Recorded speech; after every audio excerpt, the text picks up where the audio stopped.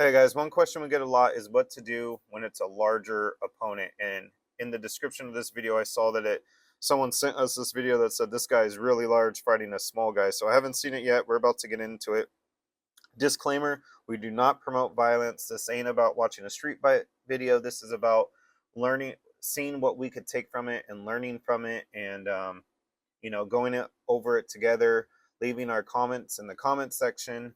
And also, if you guys want real advice, though, by real professionals, MMA fighters, CIA, Black Ops, Green Berets, we got a link down in the description that takes you to our private Facebook group. And we got the fight enders in there. We got polls in there. It's just a community that we could talk back and forth and learn together. And that link's in the description. Go join our private Facebook group, and let's get into this week's video. All right, guys, I'm going to pause it right already. If Shaq walks up to you in the middle of the street, don't take off your shirt and don't start trying to fight. This guy is humongous. I have no idea. I am so curious of how this is going to go. This is wild. I don't know, man. I don't even know. Okay, let's just go. Hey, you know what, though? The guy in the shorts keeps on backing up, and he has his arms up, so he's ready. But I don't know, like, this guy could be a mile away and still hit you. So I'm really curious how this is going to go. But he's moving fast. The guy in the shorts is moving fast and backing up and having his hands in front of his face the whole time and up. I would advise just not to fight in this situation, but this guy is so unbelievably tall. It's crazy. I like how there's a guy walking around in the background like he doesn't even care. What is up? Where are these people at? That's what I want to know. Like everyone's just like, I'm not gonna stop a fight, and I really don't care that a fight's going on. And this is like, I don't know. The world we live in today is just crazy. Okay, I don't think they're gonna fight. Yeah, they didn't fight. That was pretty crazy. You know, he was confident. The guy in the shorts, he was pretty confident. And he kept on like closing the distance, but at the same time, if what's his name made the lead, he would take a step back. He used his speed. Man, what would you do? I guess like if you're gonna fight someone tall, like we always say, guys, we're not recommending fighting. Get out of here. Call for help. Get out of this situation. Don't let anyone into your circle. You know, all of that stuff. If I was gonna fight Shaquille O'Neal, I'm not gonna lie, I'd probably go for the groin, the knees, the throat, low strikes. Aim for low strikes to the knees, shins. I don't know, maybe even the feet. Use your palm, the heel of your palm to strike upwards, maybe hitting the chin or the nose, because both of those are like pretty sensitive. Definitely the nose, some elbow and knee strikes. That's what I would do, because this guy is so tall. When somebody's this tall, stay mobile. Use your environment, create distances, and really, I don't know, protect your head, get out of there. Get out of there. That guy is too tall. He's lucky that nothing happened in this fight. And, yeah, that's crazy. That was a crazy one we got sent to us. Hey, guys, I'm jumping in here real fast. I want to give you some free videos. Go check out the description. We got a link to our free Fight Enders video. It's totally free. In that video, you'll get trained by martial artists, Green Berets, Black Ops, a whole bunch of specialists in the military and martial artists. The video is totally free. The link's in the description. Go check it out. Back to the video. When dealing with a larger person, one of the things that we want to cover is trying to take some of the strength away from him. And a lot of ways we can do this is by range. Everybody has a range where their power is. The advantage to being small is as we move closer and close that interval up, his strength becomes weaker as the closer that range goes in, because he's not in the outside of his punches. Rather than just talk about this, what I'll do is I'll bring Bill out and we'll demonstrate a little bit about power. Right now, at this range, this is about where Bill's power is going to be. He's going to be at the end of his punch. Watch what happens when he throws a full shot in. One more time. Now, if you notice, just with his mass, even though I have a pad blocking it, I'm not taking any pain, he moved me back. If this was a confrontation, he threw a shot into the head and I blocked it, okay, even though I could take most of the snap out on my arms, he's still going to move me. Now, when I start moving in closer, and now I'm talking 6-8 inches inwards, go ahead and throw the punch. Once more. And then up a little bit closer. Again. Okay? What you're noticing is I'm inside his power range. At the same time, you hold the pad for a second, okay? Hold it over to the side there, because I'm going to throw a hook. Okay, we're inside there, he's outside his power. Okay, even though I can't move him, why? Because he's 120 pounds heavier. What that also means is he's going to absorb more punishment. One of the advantages, if you're on the outside of the range, it's a lot better to be moved than to absorb all that punishment. So what happens here, I'm not going to be able to move him. Once again, it shows the difference between strength. He's planted in there, and there's no way I'm going to move him. But his strength, now we're probably a little bit more equal. I go to the outside, he's got all of his power. So basically, we don't want to fight a big man out here. We want to be right inside that close range. He loses some of his tools, I gain all my strength, he loses a lot of his strength. That's the main thing, we're taking his strength away from him.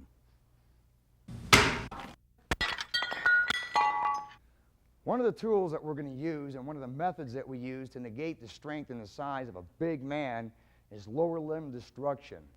There's two reasons for this. One, you can take away his ability to move, and two, you take his balance. And fighting, a lot of it is about balance. Also, if the idea is to just disengage, I can run a hell of a lot faster on 2 feet than anybody else can run hopping around on 1 foot. To show you a little bit about taking power on leg destruction, Bill. Once again, I'll get out, even outside in Bill's strength range and go ahead and hit. Okay, once more, power. Oh, there you go. Okay, now stand on one leg, Bill. Okay, now if you imagine, if I do destruction on one of his limbs, watch what happens to all that power. Once again. Okay, if you noticed, when Bill can set down on his punch, put his hips, his weight, and his body into it, he can move me. You take away one of those limbs, suddenly he doesn't have any strength. Why? He can't set down on his punches, he can't turn into it, he can't off-balance me. So we start destroying the lower limbs, and then suddenly his ability to aggress against me is greatly diminished. Okay, if I want to disengage with him, one of those limbs is jacked up, I can turn around and just leave. So the reason that we do this is we're destroying balance, and we're also taking a lot of this awesome strength that these big people have. Now when we get into it, the other advantage is, put your arm out in a full punch. Okay, if you take a look at here, okay, suddenly I can't even reach him, but I can reach him here. Go ahead and swing out. Now, of course, if he can kick, his legs are naturally longer than mine. But what it amounts to is we're going to use lower limb destruction not only to destroy his power and his balance, but we can always also use this to get on the inside to this range where we want to be fighting him to finish him off. Now we're going to start from the ground up, and that is destruction of the feet. Now, when you look at strength and size from the ground up, at this point, we're equal. He's not any taller than me from the ground up until we get about to the waist. That's where his size starts taking over. So we start talking about destroying the feet. There's a number of ways of doing this.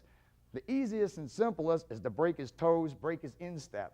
So the target we're looking at goes from here all the way up to here, just down the feet. So what we can do, if we're in here and a confrontation starts, I can come in here and break that foot. Now there's two things about breaking the foot. We talked about injure to a degree. If I come in and pop it, just put that snap in that foot, it's going to hurt a lot. It might break a bone. But if I put my hip through that shot, it's going to shatter that foot. One might break a bone. If I come in and if you listen to this, that's a pop. If I come in here and put that hip through it, okay, there's a lot more impact there. With a quick pop, maybe a broken bone or two. With a snapping that hip through it, he's going to have a gooey mess inside that foot. He's going to have a number of compound fractures. It's done. It's over with. I can then run like hell, or I can finish my man. We showed you the difference between the two basic foot breaking techniques, one being a quick snap, the other one putting your hip through it and really delivering a lot of power down into that foot. We have a training aid here. What we have is a tennis shoe. It has a number of walnuts in it. Now, walnuts, being round and being real thick, they're a hell of a lot stronger than the very fine bones in the foot. So what we're going to show first is a real quick snap, and you'll see the damage that it does to it. Okay, go ahead and pull it out.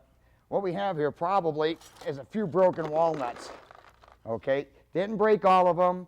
The same as if you were to do that quick stomp on the foot, you might break a bone or two. You might not break any, but they're going to have a white hot flash of pain go up their leg, and it's going to stun them for a second. It's going to take that weight completely off of that foot.